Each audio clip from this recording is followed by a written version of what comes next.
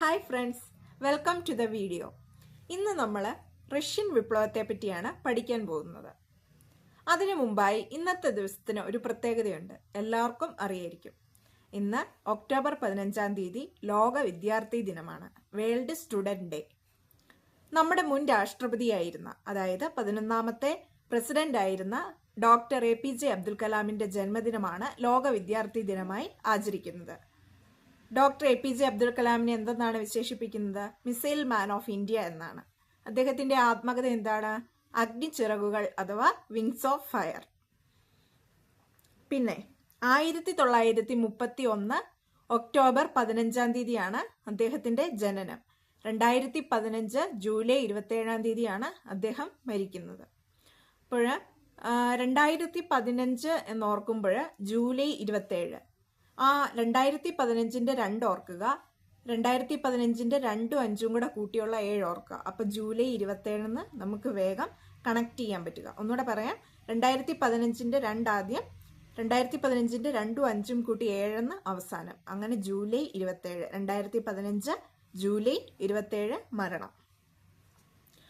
അപ്പം നമ്മൾ മാറ്ററിലോട്ട് കടക്കുകയാണ്. ഇന്ന് നമ്മൾ റഷ്യൻ വിപ്ലവത്തെ പറ്റിയാണ് പറയാനായിട്ട് പോകുന്നത്.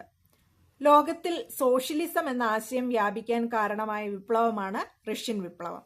അപ്പം സോഷ്യലിസം എന്ന വാക്ക് കേൾക്കുമ്പോൾ തന്നെ നമ്മുടെ മനസ്സിലേക്ക് വരേണ്ട വിപ്ലവമാണ് റഷ്യൻ വിപ്ലവം. അപ്പം ഈ റഷ്യൻ വിപ്ലവത്തിന്റെ വർഷം ഓർക്കുക, 1917. ഇനി റഷ്യയിലെ ആദിമ നിവാസികൾ അറിയപ്പെട്ടിരുന്നത് സ്ലാവുകൾ എന്നാണ്. എന്താണ് സ്ലാവുകൾ? അഖില സ്ലാവ് പ്രസ്ഥാനത്തിന്റെ വക്താവാണ് റഷ്യ. അഖില സ്ലാവ് പ്രസ്ഥാനത്തിന്റെ വക്താവാണ് റഷ്യ. ഇമ്പോർട്ടന്റ് ഫാക്റ്റ് ആണ്, PYQ ആണ്, പ്രീവിയസ് ഇയർ ക്വസ്റ്റ്യൻ ആണ്. എന്താണ്? അഖില സ്ലാവ് പ്രസ്ഥാനത്തിന്റെ വക്താവാണ് റഷ്യ. റഷ്യൻ ചക്രവർത്തിമാർ അറിയപ്പെട്ടിരുന്നത് സാർ എന്നാണ്. എന്ത്? റഷ്യൻ ചക്രവർത്തിമാർ അറിയപ്പെട്ടിരുന്നത് സാർ എന്നാണ്. ഈ സാർ ചക്രവർത്തിമാരുടെ കൊട്ടാരമാണ് ക്രിമിലിയൻ കൊട്ടാരം. എന്ത്? ക്രിമിലിൻ പാലസ്. ക്രിമിലിൻ പാലസ്. ഇനി ഇവരുടെ വംശം അറിയപ്പെടുന്നത് റൊമാനോവ് വംശം എന്നാണ്. ഈ റൊമാനോവ് വംശത്തിന്റെ സ്ഥാപകനാണ് മൈക്കൽ റൊമാനോവ്. അത് ഇമ്പോർട്ടന്റ് ആണ്. മൈക്കൽ റൊമാനോവ് ആണ് റൊമാനോവ് വംശത്തിന്റെ സ്ഥാപകൻ. ഇനി മാർക്സിസം എന്ന ആശയത്തിന് രൂപം നൽകിയത് നമുക്ക് എവിടെ, അതോ എല്ലാവർക്കും അറിയുന്ന ഒരു ഫാക്റ്റ് ആണ്. മാർക്സിസം എന്ന് കേൾക്കുമ്പോഴേ Karl Marx and Friedrich Engels. Karl Marx and Friedrich Engels. ഇനി ഈ മാർക്സിസ്റ്റ് ആശയങ്ങളിൽ അതിന് അധിഷ്ഠിതമായ പാർട്ടിയാണ് സോഷ്യൽ ഡെമോക്രാറ്റിക് പാർട്ടി. എന്താണ് ആ പാർട്ടിയുടെ പേര്? Social democratic party. ഈ സോഷ്യൽ ഡെമോക്രാറ്റിക് പാർട്ടിക്ക് 2 പിരിവുകളുണ്ട്. ഒന്ന് മെൻഷേവിക്കുകൾ ന്യൂനപക്ഷം, 2 ബോൾഷേവിക്കുകൾ ഭൂരിപക്ഷം. മെൻഷേവിക്കുകൾക്ക് നേതൃത്വം നൽകിയവരാണ് അലക്സാണ്ടറും കെരൻസ്കിയും. ആരൊക്കെയാണ്? അലക്സാണ്ടറും കെരൻസ്കിയും. ഇത് ഓർത്തു വെക്കാൻ ഒരു കോഡ് പറഞ്ഞു തരാം. മാക് എന്ന് ഓർക്കുക, MAK, മാക്. അതായത് മെൻഷേവിക്കിന്റെ M, അലക്സാണ്ടറിന്റെ A, കെരൻസ്കിയുടെ K. അങ്ങനെ ഓർക്കുക, മാക് എന്ന് ഓർത്തു വെക്കുക. ഇനി ബോൾഷേവിക്കുകൾക്ക് ആരാണ് നേതൃത്വം നൽകിയത്? ലെനിനും ട്രോട്സ്കിയും. ആരാണ്? ലെനിനും ട്രോട്സ്കിയും. ഇത് നമുക്ക് BLT എന്ന് ഓർത്തു വെക്കുക, BLT. ബോൾഷേവിക്കുകൾക്ക് നേതൃത്വം നൽകിയ B, L Lenin, T Trotsky.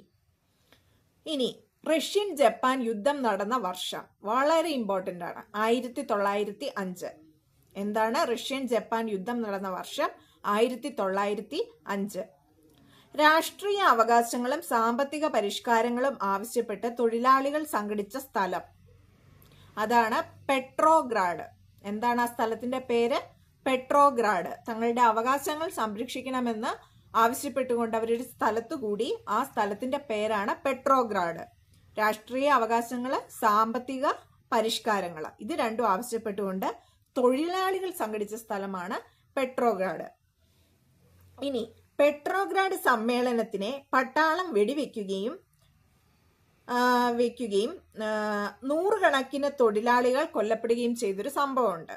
അപ്പം പെട്രോഗ്രാഡ് സമ്മേളനത്തിന് പട്ടാളം അതിനെതിരെ വെടിവെച്ചു. അതിനെതിരെ 100 നൂറുകണക്കിന് ആളുകൾ കൊല്ലപ്പെട്ടു.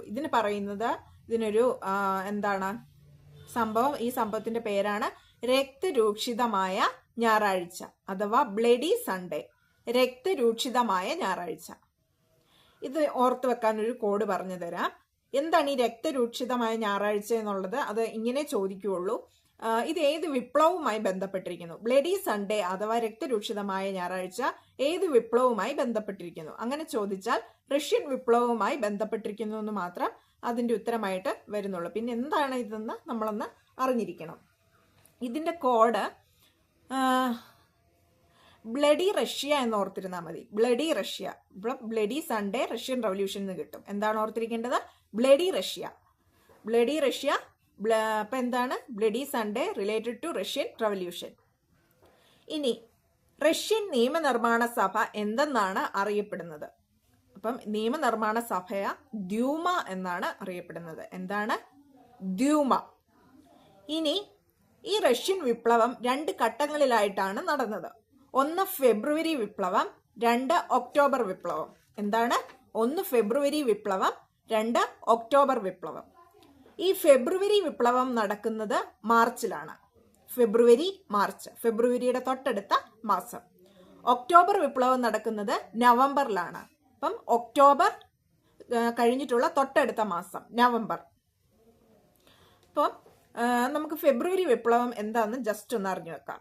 റഷ്യയിലെ ചക്രവർത്തിയായിരുന്ന നിക്കോളാസ് രണ്ടാമൻ സ്ഥാനമൊഴിയുകയും മെൻഷേവിക് നേതാവായ കെറൻസ്കിയുടെ നേതൃത്വത്തിൽ ഒരു താൽക്കാലിക ഗവൺമെന്റ് നിലവിൽ വരികയും ചെയ്ത സംഭവമാണ് ഫെബ്രുവരി റവല്യൂഷൻ അഥവാ ഫെബ്രുവരി വിപ്ലവം.